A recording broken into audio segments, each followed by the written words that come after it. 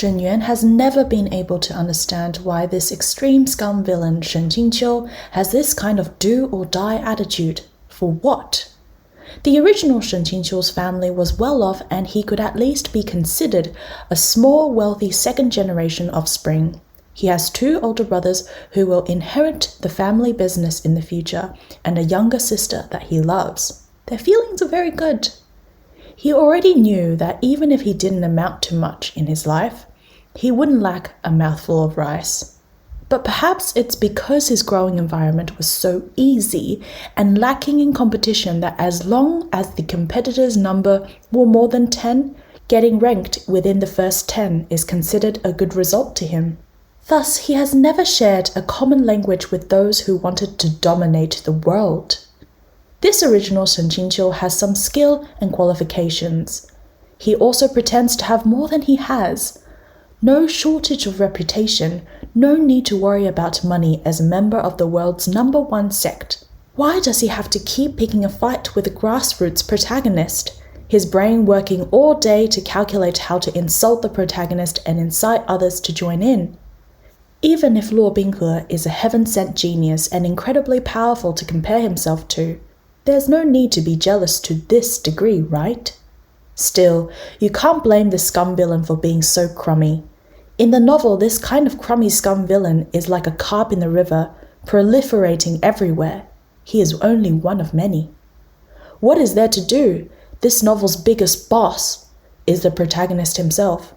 How can a firefly's light shine like the sun and the moon? He won the respect in the cultivation world because of his Xiuya sword, so his natural talent can't be considered too bad. For now, Shen Qingqiu looks left and right, pleased even though his complexion is like the color of porridge in the bronze mirror. This person's appearance is neat, with 2 black eyebrows and thin lips, born to look like a scholar. Plus his trim and long legs, he can be considered a good-looking man. Though you can't bear to think of his actual age. This is a cultivation novel. Shen Qingqiu cultivated his inner strength, and so he has perfectly maintained the looks of a youth. When he is reading books to fill his mind, the quality of his looks multiplies. Though there is no way to compare to Luo Binghe. Once he thought of Luo Binghe, Shen Qingqiu's brain felt extreme pain. He wanted to take a look right now at Luo Binghe, who is currently shut up in the woodshed, but before he could take a step further, another alarm sounded in his mind. Warning! OOC warning! Shen Qingqiu would not take the initiative to see Luo Binghe. Shen Qingqiu angrily said, Fine, then I'll send someone to bring him over. This much should be okay. He thought for a moment, then called out, Mingfan? From outside the door, a boy of around 16 years of age darted in, tall and thin, and said, This disciple is here. What is Shifu's command? Shen Qingqiu couldn't help take another look at him. He can be counted as decent-looking, just has a bit of a wretched appearance. In his heart he laments, Turns out he's a piece of cannon fodder. This is the original Shen Qingqiu's top disciple, Luo Binghe's senior apprentice brother, Mingfan.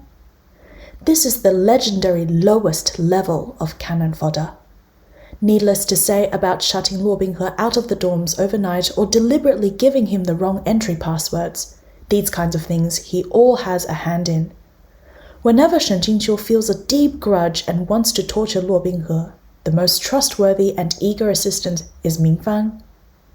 Knowing this person's final ending, Shen Qingqiu looks at this child and feels quite a bit of empathy with him since they're in the same boat. Go bring Binghe here. Mingfan thought, why is Shifu calling him Luo Binghe? He always calls him that small beast, bastard, mixed blood, sprout, and uses these names quite often. How come he's suddenly calling him so intimately? But naturally, he doesn't dare to question his Shifu's commands, so he promptly jogs to the woodshed and kicks the door, yelling, Come out! Shizun's calling you! Shen Qingqiu paces in the room, fully examining the system in his mind. The system diligently answers him. Points are the grading methods used. The higher your points are, the better the work is. Then how would I raise points? First, change the weak plot and fix the error of the Scum villain and other supporting characters. Second, avoid mines. Third, ensure the protagonist's coolness. 4. Unravel secret scenarios. Shen Qingqiu analyzed everything deeply one by one. That is to say, he not only has to whip the ass of the rotten piece of work that is the original Shen Qingqiu into shape, but also make sure the other characters don't make a mess either. He doesn't even know if he can keep his precious little life, but he still must ensure that the coolness points for the protagonist and his girls aren't lacking. Not only are the plot holes made by the author unfilled, he must personally shovel and top off these holes himself. As Airplane Towards the Sky said, this novel, Proud Immortal Demon Way, has a very clear goal. Every word that is written is for one purpose, and that is coolness. Perhaps it's after the male protagonist was blackened that he started playing innocent, pretending to be the pig to eat the tiger, guarding against machinations of bitches, and becoming cool enough to overturn the heavens. That's why the work became popular, increasingly long to the point the book was longer than its binding. So, Shen Qingqiu thinks, but his task to clean up the plot makes the pressure on him very great. Mines are buried all over. He cannot be certain that he'll be able to avoid every single one. Shen Qingqiu said, "What kind of plot is considered not bad?" "There is no standard. It depends upon the subjective feelings of the reader." This poor piece of writing still has a reader, Shen Qingqiu snorted, completely forgetting that he himself was someone who'd spent very real money on the novel and finished reading while pinching the bridge of his nose, that he was that kind of faithful reader. Pausing, Shen Qingqiu then asked, "Then how many points needed to be collected for the beginning stage to start?" "It will be indicated by the specific circumstances. When the requirements have been met, you will be automatically notified." Going through the problem and its analysis is truly applying balm. Shen Qingqiu sneered. Hearing the door, he stepped back and saw a boy walk through. Despite being uneasy, he still managed to stand up straight and say, "Shi Zun." Shen Qingqiu formed 3/4 of a smile before he stiffened. "I'm going to die towards this person who will meet and harm an 80-something-year-old woman holding a girl child, as a person who so greatly damaged the male protagonist's face like this. I'm going to die." But, though he has gone through such abuse, that damaged face of the protagonist proves that he is still worthy of being called the protagonist. Luo Binghe's pair of eyes are bright like morning stars, a good, fresh and tender little handsome embryo. That firm and humble look showing his noble and unyielding character. That straight, tall stature that would rather break than bend. Suddenly met with this sight, Shen Qingqiu's heart broke up the words he was going to say, scrambled all his rhetoric and caused countless words to fall over each other in his mind, so much that he almost blurted them all out. Thankfully, Shen Qingqiu was at the precipice, but his mind cried out at the sheer drop. This protagonist is too excellent. He almost could not hold it in. He watched Luo Binghe slowly limp through the door, struggling to kneel. The corner of Shen Qingqiu's mouth twitched. Inside, he thought that, "This old lady can't afford to accept your bow. If you bow to me today, someday in the future, my kneecaps are going to be finished off by you." So he immediately stopped him and said, "No need." He withdrew his hand and brought out a small bottle. "This is medicine." He ended his words with a sarcastic tone. "Don't let others see and think that my Qing Jing Peak abuses disciples." Shen Qingqiu enters his role very quickly. He had great guts to attempt the action of giving the medicine to him, but made sure he chose to use a nasty attitude in line with the original Shen Qingqiu's hypocritical character. As expected, the system didn't let out an OOC notification. Shen Qingqiu sighed in relief. Luo Binghe thought that Shi Zun had called him over to follow up with more teaching. He didn't think it was to give him medicine. Surprised for a moment, he then held up his hands in a gesture of respect, sincerely grateful. "Thank you for the medicine, Shi Zun." Luo Binghe's smile was filled with childishness, his smile full of sincerity, just like the warm sun breaking over the horizon. Shen Qingqiu stared for a moment, then turned his face away. This male protagonist before being blackened is truly the model of a good boy, brilliant like the sun.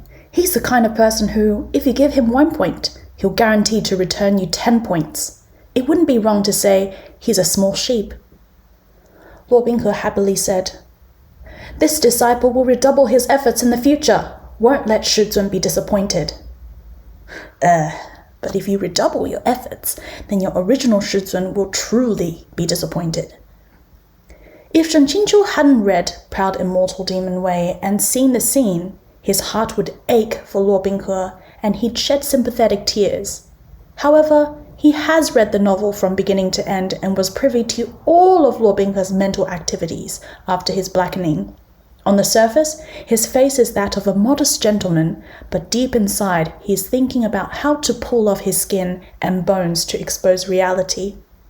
Luo Binghe smiled a little and said, "What a shame this disciple suffered in the past. He will return to you now 8 times greater. For hurting my hand, I will grind your 4 limbs into dust." Selected paragraph, the second. Afterwards, he really did cut Shen Qingqiu into a human stick. Say he wants to do something to you. He'll do it. Cannot plead for life, cannot plead for death. This kind of character is like the domineering and cool king he became in later years. The essence of it can be summed up in a few words. Hehe, you stupid sucker. That's why even though Luo Binghe's current situation is sympathetic, Shen Qingqiu can only think more about his own future fate. To sum it up, no matter how sad Luo Binghe is right now, he is also the one in the future whose foot is stepping on his head and laughing ferociously. Shen Qingqiu sat in the saddlewood chair, choosing to speak in a careless tone.